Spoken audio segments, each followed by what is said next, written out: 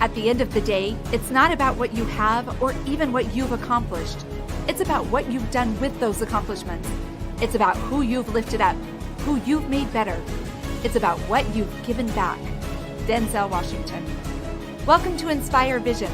Our sole purpose is to elevate the lives of others and to inspire you to do the same. Katja, welcome to the show. Hi. So share with the audience where you're coming from.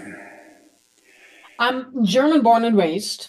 I studied in Germany and Austria. I lived in Ireland, Switzerland, Canada, in Germany again. And now I'm living in the Netherlands.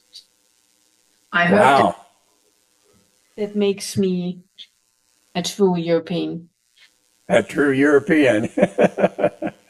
That's great. And tell me a little bit about yourself and your background, because you've moved into an entirely, well, what I find is a fascinating approach to helping people, businesses as well as individuals, talking about communication and so forth. What brought this all about?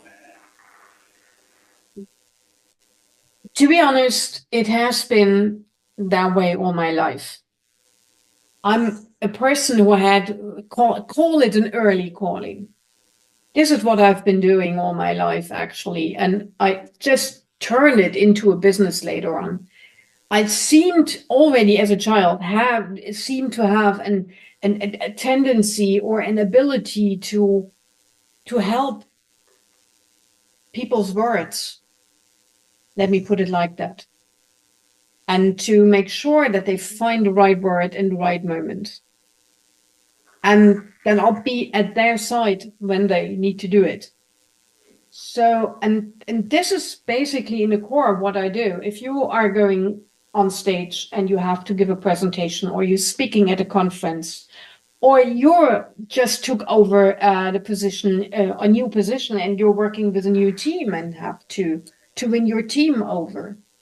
Or you need to restructure your client services in your company. And sometimes you're giving a good media interview. You have some words for the press that are hopefully the right ones. Now, this is what I'm doing, and I do that in 3 languages, in German, in English, and in Dutch. And I do that mostly on the industry side and less so on the political side, to be honest, because I think in doing business, business communication still has a different approach than political communication. So, and I do that for basically 20 years now. Wow. And let's talk about personal communication, because what we see going on right now in the world, I think has everything to do with communication, whether you want to talk about it political or business or otherwise. Communication is the key. And how many people are finding that communication is not working out for them in their personal lives? Every communication starts with that. This is the nucleus. AI back and forth, all a nice idea, but the word or written or spoken from human to human has a very miraculous resonance. Words can kill and words can revive. So the nucleus, the core of our relationships is how we express it by words. Well, yeah. So this is where we need to start. What I find interesting is, as I've talked to some others, one of the things we talk about with communication is there's really 3 ways in which we communicate. There's the words, which, interesting, some studies show that it's not the hugest part of communication. Then you have the body language, and then you have the tonality. Yeah. So as we start focusing on words, how does that relate, and how does that relate to the tonality and the body language and so forth? Or are you kind of including those other 2 within the words themselves? Yeah, you have to, because exactly what you say, your mouth can lie with the words you speak. your body can't. Your body has already spoken before you even utter the first word. It's unbelievable how big the influence of body language is. And when there is something else, what we call paraverbal communication, like you utter as a confirmation, a vocal one, or an oh, this we call that paraverbal, which goes it's a mix out of body language and tonality. So you already, without saying anything, you are with the other person, kind of. You build up what we call a conversational intelligence. You build up resonance, and you need to be aware of you need to be in sync. Let me put it like that. That's the best thing. You need to be in sync with your body, because your body will always lead,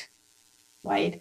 About tonality and words and tonality, here I'm a little bit mixed in my experience with my clients. There is some of them with not that great tonality, but great words, and the other way around. So I'm a little bit mixed here, but I'm pretty sure that your body language is leading unconsciously, subconsciously, the way towards the hearts of other people. Absolutely. Mm-hmm. Yes, and it's interesting. You talk about intelligence from the standpoint of conversation. Mm-hmm. I mean, we've got emotional intelligence, we have just general IQ intelligence and so forth. Now you're talking about conversational intelligence. Can you explain to the audience what that is? It's basically a three-piece suit, right? It starts, part of that intelligence is resonance. So how do you build contact with the other person or the group you were talking to? The things like how do you make sure that you, in sending something, are opening a back channel so that the other person wants to talk back to you? Because very often understanding is not our problem. We understand each other pretty well. We just very often do not have any intention to follow what is been said. So by building resonance, by making a connection to the other person, that is the first step. The second step to conversational intelligence is built by relevance, especially in times like these, where it looks like that everything is either fake news or a lie or not true or not proven, all these things. Relevance meaning the right word in the right situation towards the right group. And once you add resonance and relevance, you might end up with congruency towards. So there's a certain wave, a vibe between you and the audience that has to do as well with emotional parts and with facts and figures parts. So in the mix out of these two probably helps. If you only build up a resonance and emotional connection without relevance, you might be seen as a nice person on stage, but without having a foot in reality. If you are only relevant but not resonant, you might be right, but no one will listen. So you better start with the resonant part, on top the relevance, and you might end up with conversational intelligence. Okay, so really, and between individuals, and that's where I really want to focus is between individuals. I've looked at it from different perspectives. I took a course in communication, and they talked about the very same thing as far as, affinity. In other words, how do you feel about the person and so forth? And then do you have something common that you can talk about, that reality type of thing? And then obviously the way that you communicate, are you willing to communicate? And again, now we get into the words that we use. And let's talk about that a little bit. What are the effect of words? We know that body language has a huge amount. Sometimes tonality can too. But what are the words, and how do words affect our communication, and how do they affect the other person in a way that they either are truly understanding or they're getting triggered, and all of a sudden they're not really hearing what you're saying because they got so much stuff going on in their mind. There's a couple of things you were mentioning already that play an important role here. Trigger is one thing, and the other one, we have something in common. Now, there's a communication phrase for that, tema rema. So you always, interpersonal, you start with something both communication partners know. Right? When let's take a very simple sentence. It has been raining in Utah today. Then Utah is the thing that both of us know. Okay, right. This is the common denominator we have. But the news would be, oh, it has been raining in Utah. So these two things together, building common ground. Oh yeah, Utah. Oh, you know where Utah is. You live there. I know where Utah is. I want to go there. Okay, and there has been a certain weather condition today. That's the news. So our sentences, our words should be built on both of them. If you speak to a person only in things that person does not know or cannot relate to, you will end up with zero understanding and even less emotional understanding, right? If you just build common ground on the things you know, but do not add something new to it, you'll be perceived as probably boring. None of this makes you a good communicator interpersonally, right? So this makes us interesting. Okay, and so here's where the reality comes in. You know, you said, okay, it's raining in Utah. And I'm looking outside and it's going, no, it's not. It's sunny, it's beautiful, and yet I guarantee you somewhere in Utah it's raining, right? So that was just an example sentence. How do you add words in a way that you do not nullify someone's perception of the immediate situation going on, and yet at the same time can say, you know what, it's raining somewhere in Utah? In making sure that the way you talk about the circumstances for the weather, right? Let's take the weather. It's the best thing you could do is always turning a sentence into a question.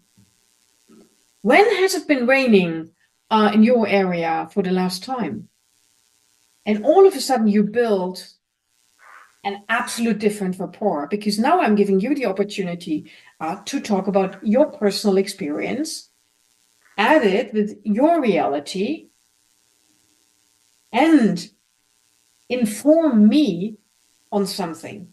Now this is priceless in communication. So turning something in usual sentence into a question that is an opening one, so a question that cannot be answered easily with yes or no, that is a very, very huge step forward in interpersonal communication. And it would be one of my tips and my advices to, if you're in doubt, ask a question instead of. Yeah, and I think that's so important. As I mentioned to you, I've been in Thailand for a number of months. I just got back, and I don't speak Thai. So you can imagine the communication that goes on. So use Google Translate a lot, right? And you probably have never had to because you speak all these languages. But what I find, even with Google Translate, sometimes someone will say something in Google Translate, they let me read it, and I look at it and I'm going, this makes no sense at all. And originally when I first started going to Asia, I would do that, and I would get offended, or it was just like, what are you trying to say? Yeah. And I finally learned that when I look at something and I'm not sure that that's what you really mean, I'll go back and say, in fact, I make this agreement with people. I say, you know what, if I don't understand, I'm going to ask you, could you re-explain that to me? And sometimes when they do that, and as you say, as I ask a question, all of a sudden it's an entirely different meaning than what originally I saw. And I wonder how many times when we're speaking our own common language, where someone might say something to us and we perceive it as something rather than questioning, can you help me understand a little bit more about what you really mean? I'm not sure I understand exactly what you're saying. And the point you're making, that this is especially important when you're speaking with the person you talk to, when you're speaking the same language. Indeed, Yes. the misunderstandings are very often way bigger, and your Thailand example kind of sheds light on that. You think like, yeah, he's speaking English, I speak English, he will understand me, or she will know what I mean. Very often we don't, or we put our own interpretation on that, right? And then in the end, we are totally surprised that the person is doing something completely unexpected for us. And we say, why are you doing that? Yeah, but this is what you told me. No, I did not. Oh, yes, you did. No, I did not. So there we are in this spiral, right? And asking, especially when you're in a different country, and speaking a foreign language or not, exactly what you did, going back, adding another language loop, a feedback one. Could you explain that to me in different words? That is the absolute door opener. I always, it's nearly as saying I love you to someone else, because first of all, you ask, which means, oh, someone needs me. This is good. Someone, wants my expertise. This is brilliant. I am asked to do something. Oh, and we're always, most of the times, willing to help anyway. So a good question phrased in the right way is such an emotional door opener. That's unbelievable. And we should use it more open and more often, especially with people in conversations we truly care for and we love. But how often is it exactly the people we love most that we treat the worst in this particular case, because we think, yeah, he knows what I mean. I do not need this particular special round. He will know. And then we are disappointed when hubby doesn't know, or lovely comes back with something wrong, and the disappointment is huge. Well, and you talk about words. I mean, you think about all of these imprints that have been placed in our lives from childhood, all right? And even going beyond that, you think about the DNA memory and the epigenetics and all of that can come out at some point in time. You talk about words, and how does someone make sure that they use words that are not triggering someone else? I mean, I may say something to me, a word, my perception of a particular word or phrase that I'm saying is just, doesn't mean anything other than this is just what I'm trying to say. Someone else will listen to those words or that phrase and go, they're attacking me, or they're insulting me, or whatever. So how do we develop that communication intelligence to understand what type of words we need to use, or the way that we phrase them in a way that it's not challenging to the other person and starts somewhat of a confrontation rather than a communication? A communication, yeah. The first thing is to really to accept that we only can reduce the amount of misunderstandings. And this is brilliant if we can do that, right? Our wish to be completely understood by someone else is, in my personal opinion, already a misconception.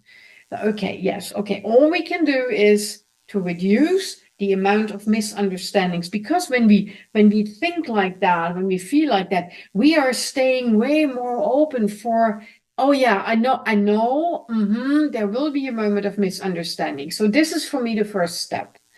Accept that there won't be complete and a common understanding. Then the second one is, whatever word you use, especially with people you do not know, or that where you have an idea that could and might trigger something, explain context.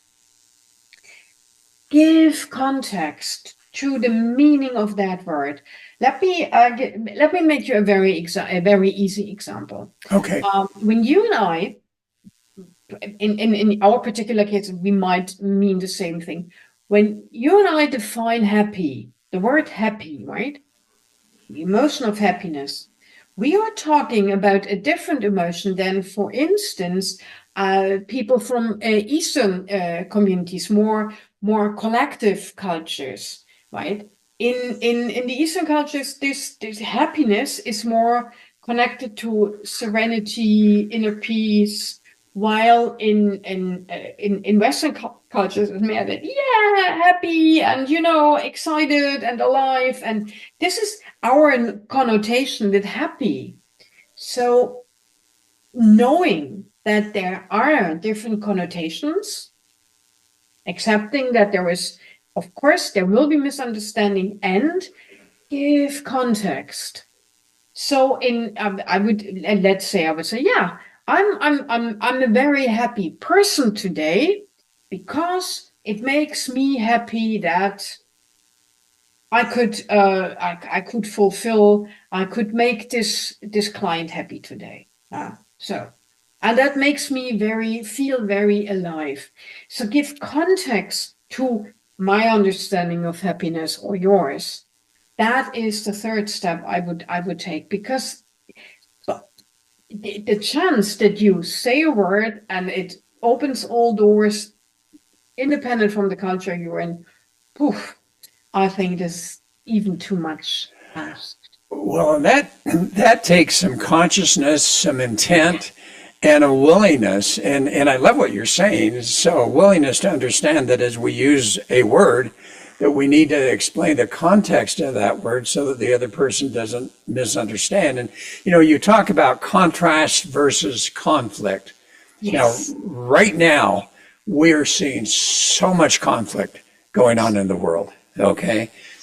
How do you define and how do we differentiate between conflict and contrast? And emotionally, what does that do to us if we're focusing on contrast rather than conflict? One is opening doors, one is closing doors. Conflict is closing doors. But if you look at something that is different, from a perspective, in the best sense, like a tourist, you go to Thailand, not because you are in conflict, you go there to look, and you do not expect everything to be there like it is in Utah. You go there to, oh, that is different from what I know, in wonder, in astonishment. And this is contrast. You accept the other, whatever the other is, as a different projection from what you are used to, but without saying, oh, this is worse or better than what I have. It is different. Contrast is just, it has a different color. And my color is wonderful, and what I see there is wonderful too. So it's this as well as, instead of either or. This is what it comes down to when you communicate about contrast instead of conflict. It is as well as, oh, this is wonderful, and what I have is wonderful too. And if you put together all these wonders and wonderfulness, I don't know if that word exists, then I think we are getting forward. Well, and what comes to my mind, it's just slightly different phrase, because so many times as I'm working with people or talking to people and they say, well, I've got to do this or I've got to do that. And it's like, well, wait a minute. Since when is it either or when it could be both and? Yeah. And, and that becomes the key is understanding that the perception of people is so different. Your perception, my perception can be so different on certain areas, exactly. And yet, for me to go into conflict with you and say, well, why, you're wrong, blah, blah, blah, blah, blah, versus, okay, I understand that this is your perception, yeah. Not mine, So we can agree to disagree. But there's a point here that I think so many people have a challenge. And I think the challenge is this concept of we need to be right. And I think that's a universally accepted concept, is we need to be right. Yeah. And yet how do we overcome that need so that as you and I are talking and you have, maybe opposite point of view than I do, and yet we want to remain friends, we want to stay in communication, we want to be able to understand each other. How do we get rid of I need to be right and develop that sense of being willing to not judge, understand that this is your perception, and be okay with that? I mean, first of all, this is the question you're asking is the $1 billion question, right? And it's a long journey. A couple of things I came across, I'm happy to share with you. One of the things I found helpful is that people talk about the light and the shadow. I'm going to Utah next month, and I'm not going to Nevada. Explaining, okay, when you say yes to this, you automatically say no to a couple of other things. Now, say that. Give people context, so don't think people are stupid. Say, I'm doing this. I'm going to study this, and I'm not going to study that. Explain your decision. Explain the shadow side of it. Explain what you're not going to do. That already helps so to overcome so many disappointments, right? So, and is a first step in not wanting to be right, because all of a sudden you see, yeah, there is this option the person takes, and there is a million other options the person cannot take, because we all know we cannot do everything, right? So that is a very easy step to get an understanding of we don't need to be right. Then the second one, it's a little bit more philosophical than communicational. I think in many parts of the world, not in all of them, we are able to put all these things next to each other, and they will end up as something beautiful. So whenever we say either or, history has proven that it diminishes what we have. It doesn't make us richer, not in terms of money, but in terms of experience, contact, ideas, all that. So, and I think this is what we need to learn, that there is good intellectual and emotional profit. It's profitable emotionally when we say either or. We're not want to be right, but if we accept that there is a million of truth in the world, right? So knowing that it could be profitable, it doesn't take anything away from us. It adds. It's nurturing. It makes us richer. So that is a tiny other little step I would take. And for the third thing, actually, and it might be a universal tip, sometimes it's an absolute good idea just to say nothing, just to keep your mouth shut. There is a time to talk, and very often there is a time not to talk. And I think we are, as human beings, we are very often not very smart in separating this from that. Okay, and yet one of the main things you say on your website, talking is gold and silence is the beginning of all troubles. So, all right, explain how you fit that into sometimes it's best not to talk. Because actually, silence is, there's two different ways of silence. Silent is you can be silent and not saying anything, but being silent forever doesn't help, of course, right? Of Right. course, talking should be our natural way of doing things, but it doesn't mean that you have to talk your way through life. The pause is a very good idea sometimes. Just push the pause button, don't say anything. Helps a lot. Okay, so with all the conflict that's going on in the world, Yeah. how would you sit down with two sides of the conflict and help them to work through with communication to start to minimize some of this conflict that's going on and help them to understand it's just contrast? Yeah. Yeah, in this particular case, very clearly, by going back to the humanness of everybody's humanness, because that is the only thing that, especially as confrontational as many conflicts at the moment are, that is the thing.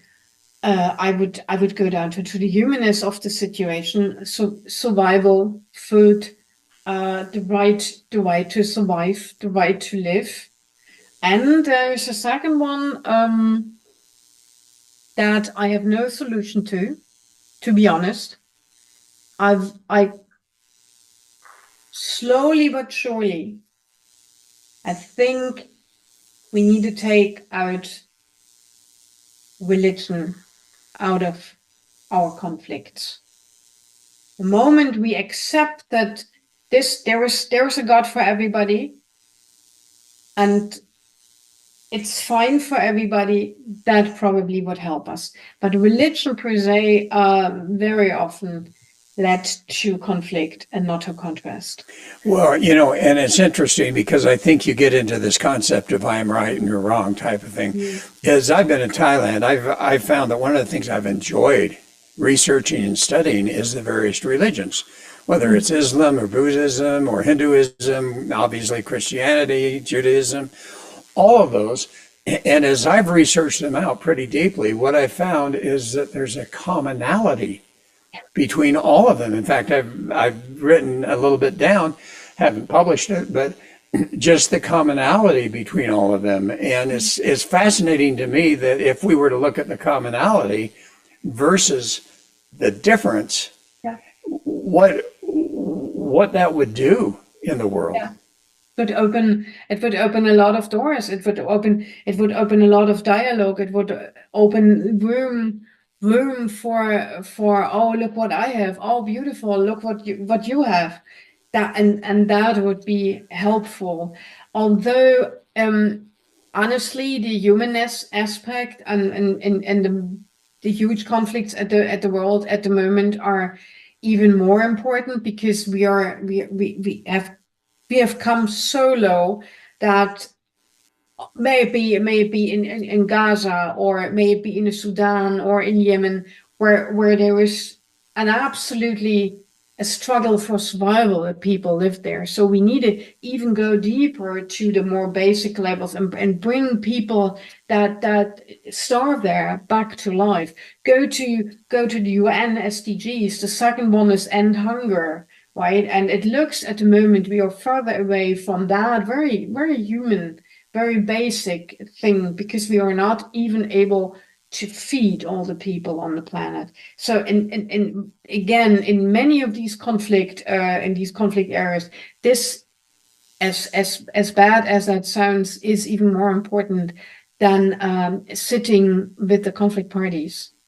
So let's talk about getting back to the personal relationships now.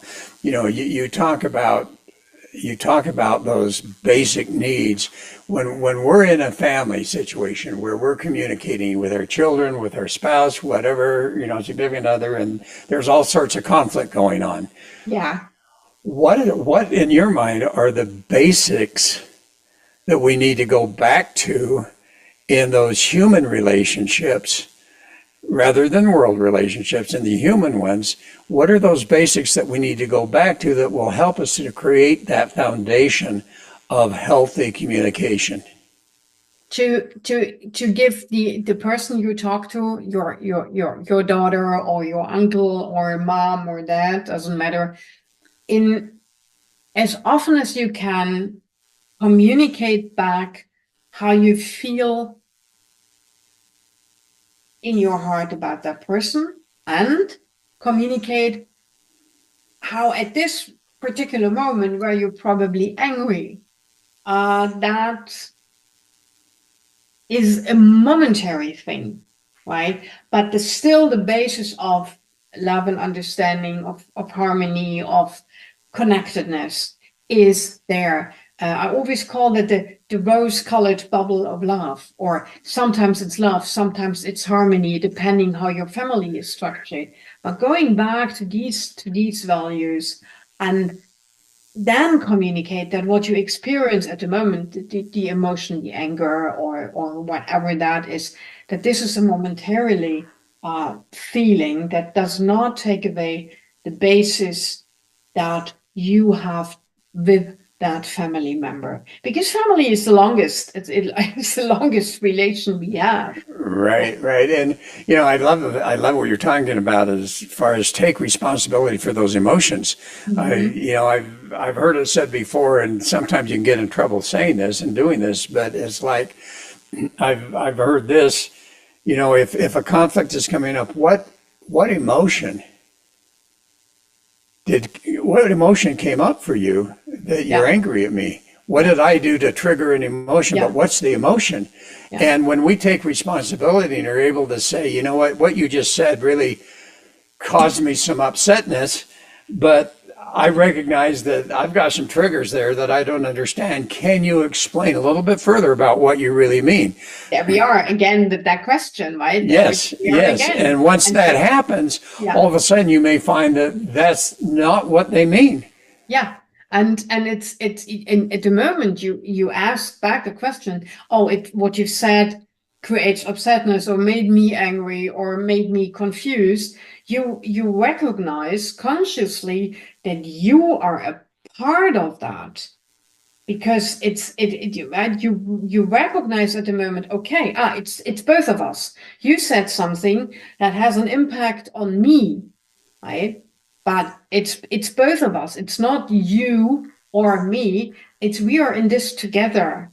And indeed, when you express, okay, what you just said makes me angry or confused.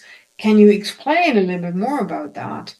All of a sudden, it's the person probably goes, oh my God, no, I know, I'm sorry, I didn't want to make you angry. I just meant, and already you're 2 notches down, and you're again close to smoking a peace pipe. You're already back on track. Mostly, and this is what I, especially in families, if you're not speaking up. And this is exactly what I mean with silence is the beginning of our troubles. Then this builds up, and then the anger turns into frustration, and to other things, other emotions that are kind of piling up, and all of a sudden, you see your uncle or whomever, you speak to your father after 2 weeks, and all of a sudden you burst into anger, and your father will say, excuse me, what just happened, right? While it's actually just a piled up pile of emotions. You have to, if you would have spoken earlier, if you would have called him and say, Ada, where you just sat, created upsetness. Could you explain? All of a sudden, it vents down, and it's not that bad anymore.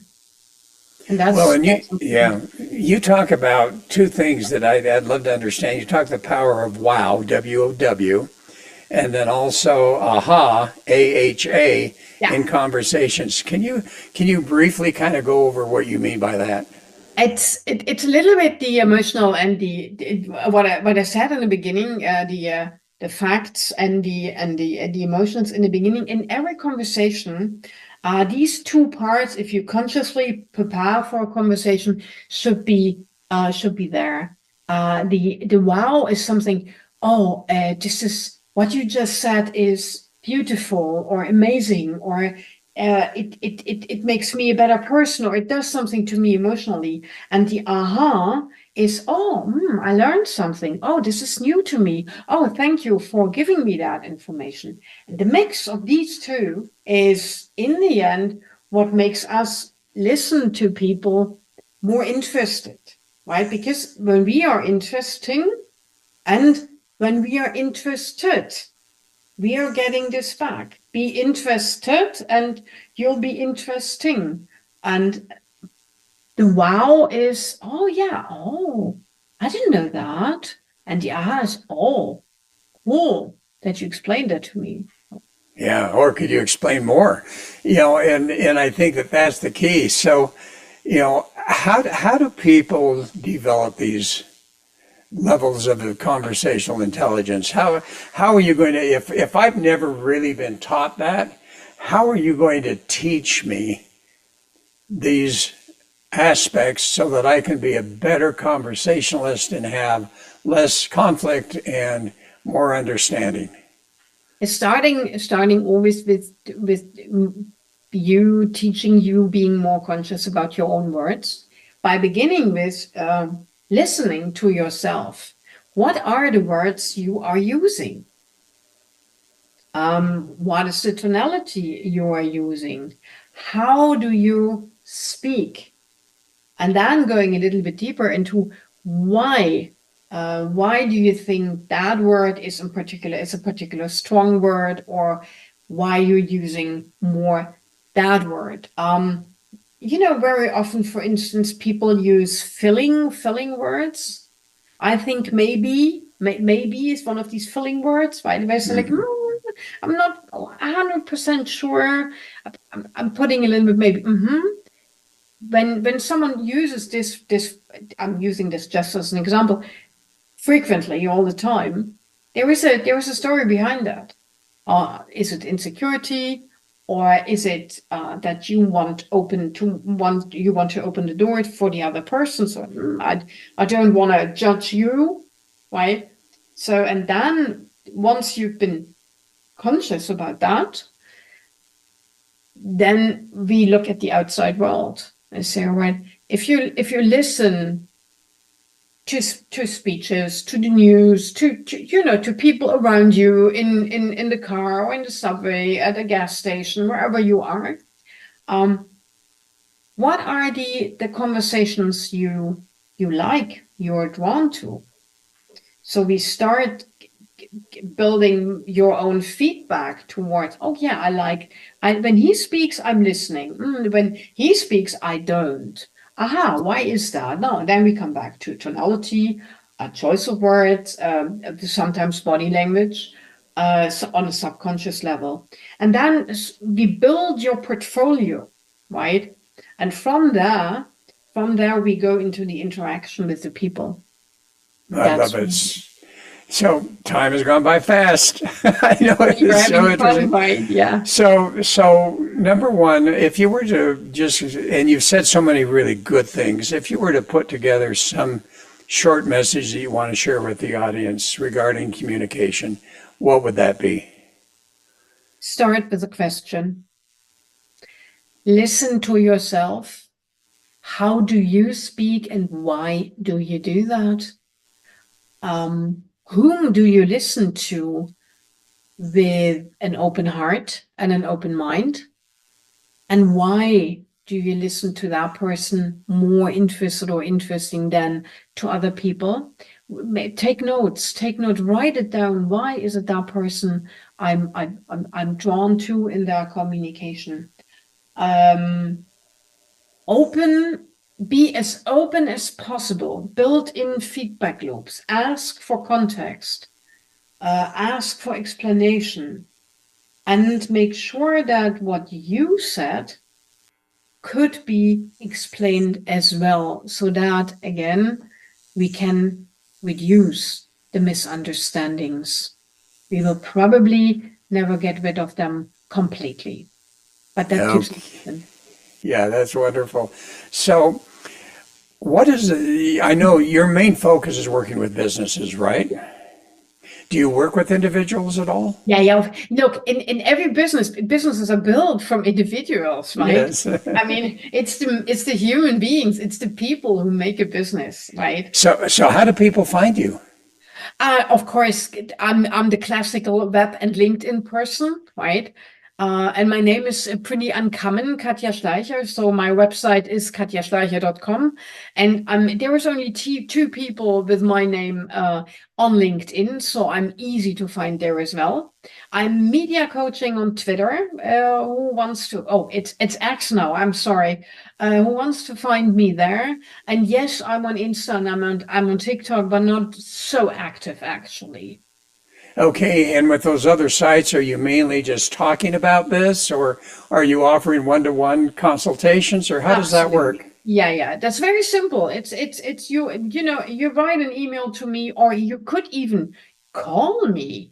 Very simple. You dial a number, imagine, and I'll pick up the phone and say, "Hello, this is Katja. Who's there?"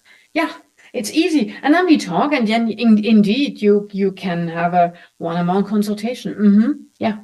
Oh, wonderful, wonderful. Well, thank you so much. I think this is such an important conversation that nobody really thinks about. And yet it's the communication that makes the difference in this world between peace and conflict. And that's too bad. But anyway, thanks so much for being on the show. Really appreciate it. Thank you very much for having me. Thank you. And you bet. And folks, thanks for listening.